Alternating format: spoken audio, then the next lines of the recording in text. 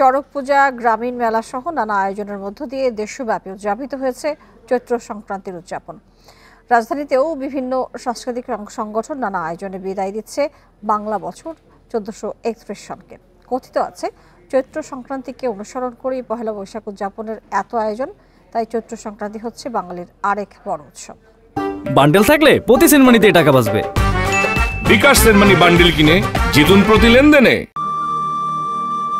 পুরনো বর্ষ বিদায় উদযাপনে ঘুড়ি উৎসবে মেতে ওঠা বাঙালি সংস্কৃতির অবিচ্ছেদ্য অংশ। পুরান ঢাকা সহ বিভিন্ন এলাকায় এভাবেই দিনটি উদযাপন করে মানুষ। এবারও ব্যতিক্রম হয়নি। তবে এখন ঘুড়ি উড়ানোর জন্য খোলা মাঠ কমে গেছে। একথা আবারও মনে করিয়ে দিতে কামরাঙ্গীর চরে ঘুড়ি শোভাযাত্রার আয়োজন করে ঢাকাবাসী সংগঠন। পুরনো ঢাকার মানুষ ঘুড়ি উড়ায়, বিশেষ কারণে আমরা ঘুড়িগুলা যার যার এলাকায় আমরা ছাদে উড়াবো, মাঠটা আমরা পাইনি।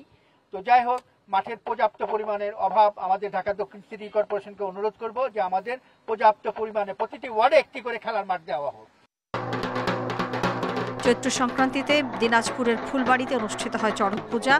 ধর্মীয় এই আচারের পাশাপাশি মেলারও আয়োজন করা হয়। খুব আনন্দ উপভোগ করি আমরা এই মেলা নিয়ে, বহুদিন ধরে চলে আসতেছে এই মেলা। দিনটি উদযাপনে নেত্রকোনার কেন্দুয়ায় রোববার সূর্যোদয়ের সঙ্গে সঙ্গে গান বাজনার মধ্য দিয়ে আয়োজন হয় খনার মেলা। দিনভর চলে ফোক ও বাউল গান, কবিতা আবৃত্তি আর কিচ্ছাপালা।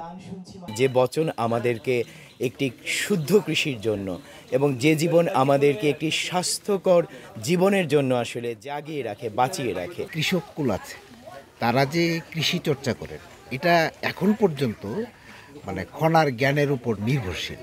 চৈত্রের শেষ দিনে বগুড়া নন্দীগ্রামে বসে গ্রামীণ মেলা। একে কেন্দ্র করে আশপাশের অন্য জেলার বাসিন্দারাও ভিড় করেন নন্দীগ্রামে। Mahmudul Momita, independent news.